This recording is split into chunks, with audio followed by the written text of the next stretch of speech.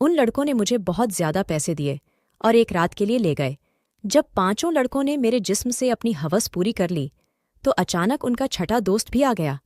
मगर वो जैसे ही कमरे में अंदर आया तो उसकी चीखें निकल गईं, क्योंकि हालात इंसान को वह सब करने पर मजबूर कर देते हैं जिसके बारे में उसने कभी सोचा भी नहीं होता, या यूं कहें कि कभी कभी ज़रूरत से ज़्यादा ख्वाहिशें इंसान को ख़त्म कर देती है। और मैं भी ना कभी पूरी होने वाली ख्वाहिशों के सफ़र पर निकल पड़ी ही थी। मैं रात 12 बजे से उस छोटे से कमरे में बिस्तर पर पड़ी हुई थी और एक के बाद एक दूसरे लड़कों ने मुझे नोच डाला था। दर्द अपनी इंतहा पर था, लेकिन यह सब कुछ मैंने अपनी मर्जी से अपनाया था। ना ही मुझे अपने कपड़ों का होश था और ना ही जिस्म में उठने वाली दर्द भरी लहर का। दो ही लड़कों ने मेरा हाल ऐसा कर दिया था कि मेरा सारा तन जख्मी हो गया था। सोचकर ही मेरी आत्मा कांप रही थी कि और भी 3 लड़के मेरे साथ अपनी हवस पूरी करने आने वाले हैं और मुझे पूरी खुशी से उन्हें वक्त देना है। मैंने कभी सोचा भी नहीं था कि मेरी जिंदगी की कोई रात ऐसी भी होगी। यह सब मैं एक भारी कीमत के एवज कर रही थी, इसीलिए पीछे हटने का कोई सवाल ही नहीं था। मेरी जिम्मेदारियां और मेरे घर वालों की ख्वाहिशें मुझे उस रास्ते पर ले आई थीं जहां मैंने एक ही रात में 5 लड़कों के साथ रात गुजारने की हामी भर ली थी। आम हालात में तो किसी लड़की के लिए ऐसा सोचना भी मुमकिन नहीं, लेकिन मैं जिस जगह खड़ेढ़ी थी वहां मुझे यह फैसला करने में ज्यादा वक्त नहीं लगा था। वह सब सेहतमंद और तंदुरुस्त नौजवान थे जिनकी ताकत के आगे मैं कुछ भी नहीं थी। बिस्तर तक आने वाले दोनों नौजवानों ने लम्हों में मुझ पर काबू पाकर मुझे पूरी तरह अपनी हवस का निशाना बना लिया था। यह पहली दफा था जब मुझे किसी मर्द ने छुआ था। दूसरे लड़के के निकलते ही तीसरा लड़का भी कमरे के अंदर चला आया। मैंने एक गहरी सांस बाहर निकाली। मैं थोड़ा वक्त चाहती थी, लेकिन वह कहने लगा कि इतना वक्त नहीं है मेरे पास। बाहर उसके और भी दोस्त इंतजार में बैठे हैं। उसकी बात सुनकर मेरी आंखों से आंसू बह निकले। वह फौरन ही मेरे पास चला आया और मेरे आंसुओं को नज़रअंदाज करता अपनी सिद्धतें मुझ पर बिखेरने लगा। मेरे तन में बर्दाश्त की शक्ति खत्म हो रही थी। मैं बार बार उसे खुद से दूर करने की कोशिश करती, लेकिन वह उतना ही मुझ पर हावी होने लगा। ऐसा लग रहा था जैसे उसे इस खेल में मजा आ रहा हो। मेरे धक्का देने पर वह पहले से भी ज्यादा जोश में मेरे करीब आता, इसलिए अब मैं उसे रोकने की गलती नहीं कर रही थी और खामोशी से खुद पर गुजरने वाली इस कयामत को बर्दाश्त कर रही थी। 1.5 घंटे तक वह अपनी प्यास बुझाता रहा और जाते जाते उसने अपने दांतों के निशान मेरी गर्दन पर छोड़ दिए और कहने लगा कि अगर इसे दोबारा मौका मिला तो वह मेरे साथ दोबारा वक्त जरूर गुजारने आएगा। उसके जाने के बाद मैंने एक निगाह अपने तन पर डाली तो मैं कांप गई। जिस्म का कोई हिस्सा ऐसा नहीं था जहां जख्म मौजूद ना हो। तीसरे नौजवान ने तो हद से ज्यादा मुझ पर जख्म कर मुझे जख्मी कर दिया था। जगह जगह उसके दांतों के निशान पड़ चुके हैं। और फिर बचे उन 2 लड़कों ने भी 1-1 घंटा मुझे इसी तरह अपनी हवस का निशाना बनाए रखा। उन लोगों को मुझ पर जरा भी रहम नहीं आया था, और आता भी क्यों। उन्होंने एक बड़ी रकम के बदले मेरी एक रात खरीदी थी। वह तो अपना अपना हिस्सा वसूल कर रहे थे और यह एक रात मेरी जिंदगी की काली घनी रात बन गई थी। मेरा हाल ऐसा था कि मुझे कुछ होश ही नहीं रहा था। मैं खुद से करवट बदलने के काबिल भी नहीं रही थी। आहिस्ता आहिस्ता तकलीफ से मेरी आंखें बंद होने लगी थीं और तभी ही उन लड़कों ने मुझे बताया कि उनका एक छठा दोस्त भी आ गया है। मुझमें इतनी हिम्मत भी बाकी नहीं बची थी कि मैं उन्हें इनकार कर पाती या इस बात का विरोध कर सकती। जैसे ही छठा लड़का कमरे में दाखिल हुआ और मेरे बिस्तर के करीब आया तो मुझे देखकर उसकी चीखें निकल गईं। उसकी चीखें क्यों निकली, वजह जानकर आपके भी रोंगटे खड़े हो जाएंगे। मेरा नाम मधु है और मेरी उम्र सिर्फ 22 साल थी। मैंने ग्रेजुएशन कर रखी थी, लेकिन आज के दौर में ग्रेजुएशन कुछ भी नहीं होती। लोग बीएड करके भी डिग्रियां हाथों में लिए सड़कों की धूल समेट रहे होते हैं। इस बात का सही तरीके से अंदाज मुझे उस वक्त हुआ जब मैं नौकरी की तलाश के लिए निकली। हर कंपनी के आगे नौजवानों की एक बड़ी सी लाइन लगी होती है जो अपनी बारी के इंतजार में थे। ऐसे में मुझ जैसी लड़की को नौकरी कहाँ मिल सकती थी, जिसके पास ना ही तजुर्बा था और ना ही कोई बड़ी डिग्री। मगर नौकरी ढूंढना मेरी सबसे बड़ी जरूरत बन चुकी था, क्योंकि बाबा के स्वर्गवास ने हमारी कमर तोड़ दी थी। बाबा घर में एक अकेले ही कमाने वाले थे और हम 3 बहनें बिन ब्याही घर में मौजूद थीं। मेरी बड़ी बहन पढ़ी लिखी नहीं थी इसीलिए कमाने की जिम्मेदारी उसकी बजाय मेरे कंधों पर आ गई थी। मैं घर से बाहर निकली तो मेरे होश ठिकाने आ गए। मैं तो बाहर की दुनिया को बहुत आसान समझ रही थी, लेकिन अब मुझे समझ आया था कि बाबा कितने जतन करके हमारे लिए रोटी कमाते थे। मैं हमेशा ही बाबा से इस बात पर नाराज रहती थी कि वह हमारी ख्वाहिशें पूरी नहीं करते। मेरी नाराजगी पर बाबा का चेहरा हमेशा उतर जाता। वो बड़ी मोहब्बत से मुझे पुकार कर कहते, मधु बेटी, तू फिक्र ना कर, एक दिन तेरे भाग भी जाग उठेंगे। लेकिन मुझे वो दिन अपनी किस्मत में आता नजर ही नहीं आता था। और फिर बाबा नींद में ही ईश्वर को प्यारे हो गए।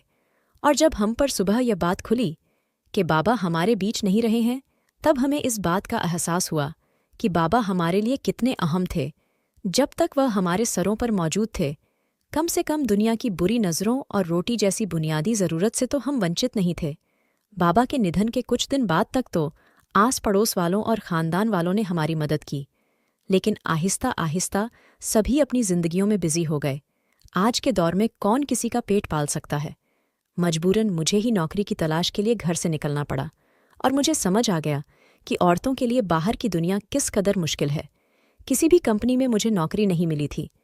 हर कंपनी के बाहर हजार हजार नौजवान पहले ही खड़े होते। मैंने स्कूलों का रुख किया तो यह देखकर मेरी हालत खराब हो गई कि आधे दिन से भी ज्यादा काम करने के बदले सिर्फ 6,000 मिल रहे थे, जिसमें से घर के बिल में सारे रुपए चल जाते। इसमें भी हर स्कूल वाले मुझसे मेरा तजुर्बा पूछते और मेरा मुंह खाली रह जाता। बहुत तलाश करने के बावजूद भी कोई नौकरी ना मिली तो मेरी एक दोस्त के भाई के जरिए से मुझे एक पिज्जा हाउस में वेटर की नौकरी मिल गई।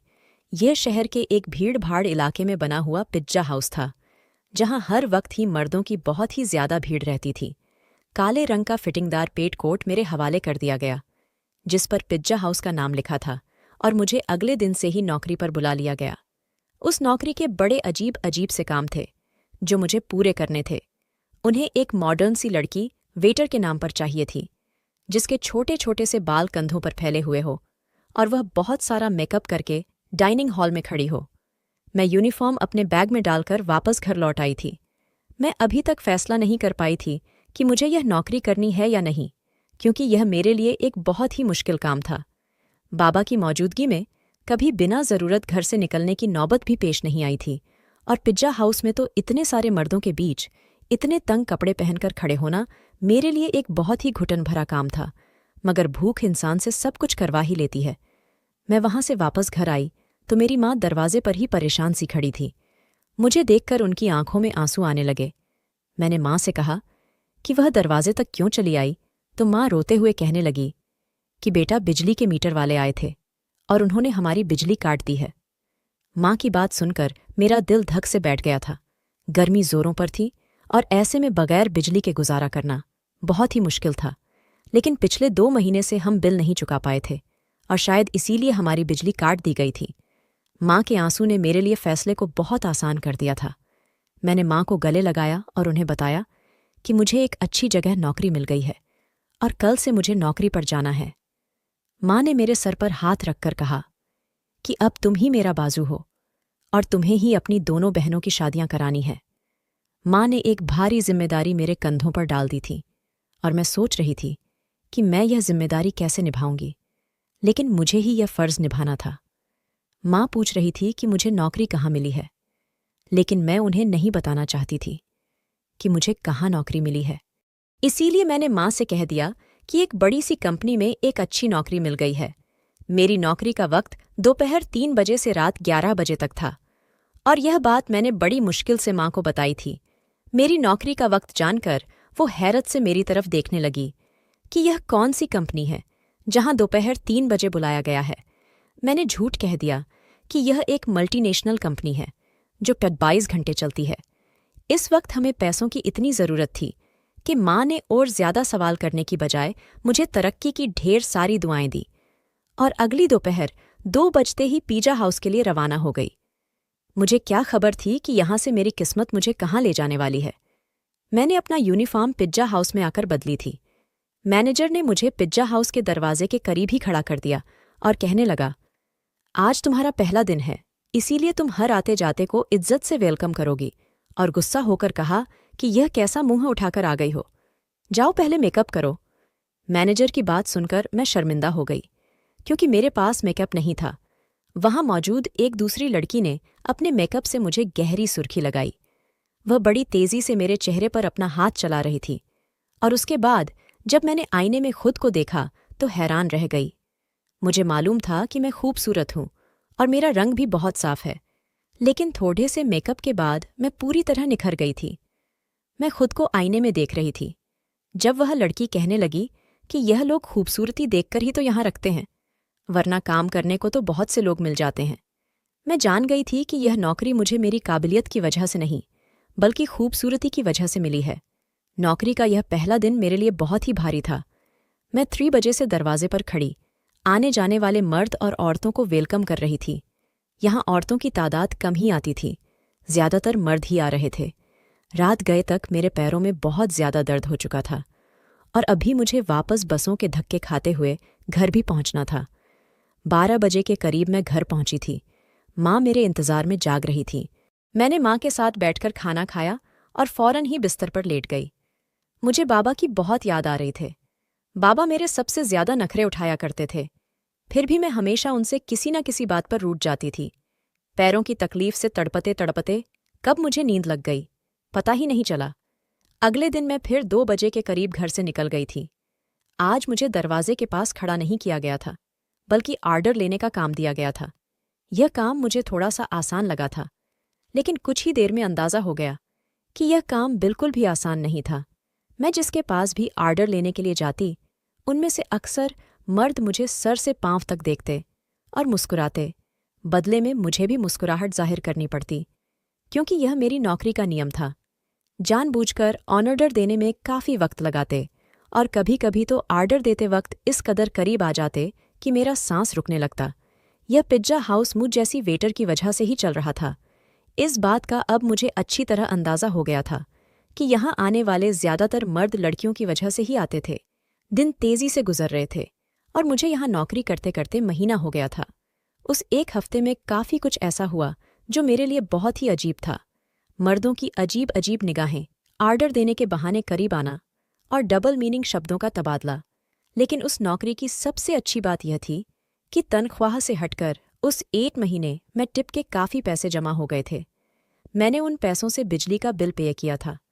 आहिस्ता आहिस्ता मैं पिज्जा हाउस के माहौल की आदी होती जा रही थी।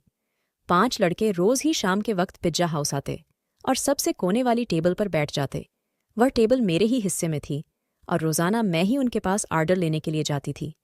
वह पांचों ही 24-25 साल के नौजवान थे, जो मुझे गहरी निगाहों से देखा करते थे। आज भी मैं उनके पास आर्डर लेने के लिए गई तो उनमें से एक पूछने लगा, तुम यहाँ बहुत मजबूरी में नौकरी करती हो ना? मैंने हाँ कह दिया। उसने फौरन ही अपना कार्ड निकालकर मेरे आगे रखा और कहने लगा, तुम बहुत ही शरीफ लड़की लगती हो। अगर कभी किसी मदद की जरूरत पड़े तो याद कर लेना। बिना सोचे समझे ही मैंने वह कार्ड उठाकर अपने कोट की जेब में रख लिया, तो वह मुस्कुरा उठा। उसके बाद यह सिलसिला चल पड़ा। रोज ही मैं उनका आर्डर लेने जाती, और उनमें से कोई ना कोई मुझसे कोई सवाल पूछ लेता। रोजाना होने वाली इस मुलाकात की वजह से हम थोड़े फ्रेंडली से हो गए थे। दूसरा महीना भी पलक झपकते ही गुजर गया था, और फिर माँ ने एक दिन मुझे बताया कि तुम्हारी बड़ी बहन के लिए बहुत अच्छा रिश्ता आया है, और वह लोग जल्दी शादी करना चाहते हैं।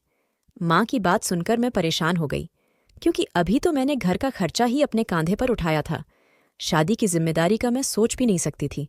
माँ कहने लगी, तू अपनी कंपनी से लोन ले लो। कितनी बड़ी कंपनी है, ₹1,00,000 भी लोन मिल गया तो तेरी बहन की अच्छे से शादी हो जाएगी। मेरी बड़ी बहन भी 20 साल की हो रही थी, और माँ उसकी तरफ से बहुत परेशान थी। अब मैं माँ को क्या बताती कि मैं तो पिज्जा हाउस पर मामूली सी नौकरी कर रही थी। ₹1,00,000 मुझे कहाँ से मिलते?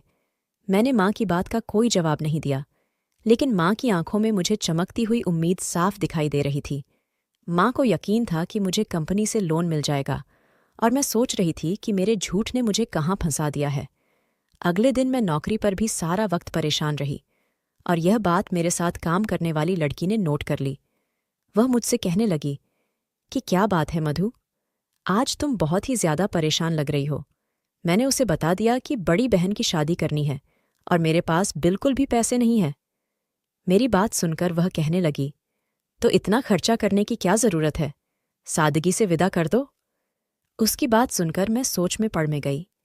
वह ठीक ही तो कह रही थी। इतना मसला बनाने की जरूरत ही क्या थी। घर आकर मैंने माँ को यही मशवरा दिया कि वह सादगी से बहन की विदाई कर दे। लेकिन मेरी बात सुनकर माँ कहने लगी कि हर किसी को हमारे मसलों की जानकारी नहीं है। लड़के वालों ने पहले ही दहेज के नाम पर एक लंबी लिस्ट थमा दी है, और अगर मैंने खाली हाथ तेरी बहन को विदा कर दिया तो उसके ससुराल वाले सारी जिंदगी उसे बातें सुनाते रहेंगे। माँ की बात सुनकर मुझे गुस्सा आ गया और मैंने कहा कि ऐसी जगह दीदी की शादी करने की जरूरत ही क्या है। मेरी बात सुनकर माँ नाराज हो गई और कहने लगी, ना जाने कैसे कैसे करके तेरी बहन का एक अच्छी जगह से रिश्ता आया है और तू इसमें भी नुक्स निकाल रही है। अगर आज तेरा बाप जिंदा होता तो मुझे तेरी मिन्नत ना करनी पड़ती। वह खुद ही अपनी बेटी के लिए कैसे भी करके रकम जमा कर लेता। माँ की आंखों में आंसू आ गए थे और उनकी बात ने मेरा दिल भी दुखा दिया था। वह ठीक ही कह रही थी। अगर बाबा जिंदा होते तो वह किसी भी तरह पैसे जमा कर ही लेते। मैंने माँ को गले लगा लिया और उनसे वादा कर लिया कि मैं जल्द ही पैसों का इंतजाम कर लूंगी। मैं खुद भी नहीं जानती थी इतने सारे पैसे मुझे कहाँ से मिलेंगे। बाप का साया वाकई औलाद के लिए बहुत बड़ा आशीर्वाद होता है। वह अपनी जान पर खेलकर भी औलाद को जिंदगी के सारे सुख देता है, और मेरे लिए अपने बाप की जगह लेना बहुत ही मुश्किल था। दिन यूं ही परेशानी में गुजर रहे थे। मैंने पिज्जा हाउस के मैनेजर से पैसों की बात की थी, लेकिन मेरी बात सुनकर जिन नज़रों से उन्होंने मुझे देखा था, मैं खुद ही जमीन में गड़ गई थी। वह लड़के अब भी रोज़ाना पिज्जा हाउस आते थे। मैं उनका आर्डर लेने गई तो उनमें से एक कहने लगा, क्या बात है, आज तो आपका चेहरा बिल्कुल ही उतरा हुआ है। उसकी बात सुनकर ना जाने क्यों मेरी आंखों में आंसू आ गए थे। वह बार बार पूछने लगा कि मैं उसे अपनी परेशानी बताऊं। ना चाहते हुए भी मैंने उसे अपना मसला बता दिया था, क्योंकि मुझे भी किसी ऐसे इंसान की तलाश थी जिसके आगे मैं खुलकर अपना दर्द बयान कर सकूं। मेरी बात सुनकर उनके चेहरे पर मुस्कुराहट आ गई और वह कहने लगे कि इतनी छोटी सी बात के लिए आप इस कदर परेशान हैं। हमने आपको अपना कार्ड इसीलिए दिया था कि कोई भी परेशानी हो तो आप हमें याद कर ले। मैं हैरत से उनके चेहरे देखने लगी। मैं यह सोच भी नहीं सकती थी कि वह 5 अजनबी लड़के मुझे पैसे दे सकते हैं, लेकिन उन 5 ने फौरन ही मुझे लाख रुपयों की ऑफर कर दी। मैं उनकी तरफ देख रही थी। वह कहने लगे, 8 लाख रुपये देना उनके लिए कोई बड़ी बात नहीं है, लेकिन मुझे भी उनके कुछ काम आना होगा। उनकी बात सुनकर मैं ठिठक गई। उन लड़कों को मुझसे क्या काम हो सकता था, यह बात समझने में मुझे ज्यादा देर नहीं लगी थी। मैंने फौरन ही घबराकर कहा कि मैं एक शरीफ घराने से संबंध रखती हूँ और मैं कोई गलत काम नहीं कर सकती। वह हंसकर कहने लगे कि हमने सिर्फ पेशकश की है, कबूल करना ना या ना करना आपकी मर्जी है, लेकिन आज के दौर में 1 लाख आपको कोई भी नहीं देगा, चाहे वह आपका करीबी रिश्तेदार ही क्यों ना हो। बात तो उनकी भी बिल्कुल ठीक थी, लेकिन मैं अपनी इज्जत गिरवी रखकर लाख रुपया हासिल नहीं करना चाहती थी, इसलिए मैंने उन्हें साफ इनकार कर दिया। मैं हालात से पूरी तरह थक चुकी थी और ऐसे ही थकी हारी जब लौटकर घर आई तो मेरी माँ और बहन मेरे इंतजार में थी। माँ ने बताया कि दीदी के ससुराल वाले 1 महीने बाद ही शादी की बात कर रहे हैं और वह दीदी के साथ साथ छोटी को भी अपने छोटे बेटे के लिए लेना चाहते हैं। इसी तरह एक खर्चे में दोनों शादियां हो जाएंगी। छोटी के रिश्ते का सुनकर जहां मुझे खुशी हुई थी, वही 1 महीने का वक्त सुनकर मेरी जान निकल गई थी। पैसों का कोई इंतजाम ना हो सका था और माँ मुझसे उम्मीद बांधे बैठी थी। मैंने एक नज़र अपनी दीदी के चेहरे पर डाली, जहां बहुत समय बाद खुशी की रौनक नजर आ रही थी। मैं भी दीदी के ससुराल वालों से मिली थी। वह लोग वाकई बहुत अच्छे लोग थे, लेकिन आज के दौर में सादगी और बगैर दहेज के कौन दुल्हन विदा करवाता है। वह भी इसी समाज में रहने वाले थे। मैं अपनी बहनों की खुशी को हमेशा कायम देखना चाहती थी। मैंने माँ से कहा कि आप शादी की तारीख पक्की कर दे, पैसों का इंतजाम हो जाएगा। मेरी बात सुनकर तो घर में खुशी की लहर दौड़ गई थी, मगर वह लोग इस बात से बेखबर थे कि ये खुशी उन्हें मेरी आबरू की बर्बादी के बदले हासिल होने वाली थी। अगले दिन मैंने उन 5 लड़कों से हामी भर ली। वो मुस्कुराकर कहने लगे कि हम जानते थे कि आप जरूर मान जाएंगी। उन 5 ने एक रात के लिए मुझे अपने साथ ले जाने की बात की थी। मैंने माँ को बता दिया कि साल के आखिर की वजह से कंपनी में काम बहुत ज्यादा है और मुझे एक रात कंपनी में ही गुजारना होगी। कंपनी ने मेरा लोन मंजूर कर लिया है, इसीलिए मैं उनकी बात मानने में मजबूर हूं। लोन पास होने की बात सुनकर माँ इस कदर खुश हो गई कि उन्होंने मुझे रात रुकने की इजाज़त भी दे दी और मैं पिज्जा हाउस से छुट्टी होने के बाद उन 5 लड़कों के साथ चली गई। उन 5 ने मुझे अपनी दरिंदगी का निशाना बना डाला और जब छठा लड़का अंदर आया तो मुझे देखकर उसकी चीखें निकल गई, क्योंकि पूरा बिस्तर खून में भीगा पड़ा था और मैं अपनी जिंदगी की शायद आखिरी सांसें ले रही थी। उसने तुरंत ही मुझे अपने बाजुओं में उठाया और गाड़ी में डालकर एक छोटे से अस्पताल में ले आया, जहां शायद उसका कोई जानने वाला ही डॉक्टर था। कई घंटे आईसीयू में रहने के बाद मेरी हालत कुछ बेहतर हुई, लेकिन मेरा जख्मी तन मेरी बर्बादी की गवाही दे रहा था। वह लड़का उन 5 का ही दोस्त था, लेकिन उसके अंदर इंसानियत अभी बाकी थी और उसे मुझ पर रहम आ गया था, वरना शायद मैं उसी बिस्तर पर दम तोड़ जाती। मैंने माँ को फ़ोन करके बता दिया था कि मेरी कंपनी से छुट्टी नहीं हुई है। उस लड़के ने अस्पताल का सारा खर्चा खुद उठाया था और उसके दोस्तों से वो लाख रुपये लेकर मुझे दिए थे। वह 5 बहुत ही अमीर कारोबारी लोगों के बेटे थे, जो चाहते तो बगैर मुझे बर्बाद किए भी मेरी मदद कर सकते थे। मेरे ठीक होने पर मुझे अस्पताल से छुट्टी मिल गई थी और रकम भी मेरे हाथ आ गई थी, लेकिन अब कुछ भी पहले जैसे नहीं रहा था। उस लड़के ने मुझे अपनी फैक्ट्री में नौकरी की ऑफर दी थी और यकीन दिलाया था कि मैं वहां इज्जत से नौकरी कर सकूंगी।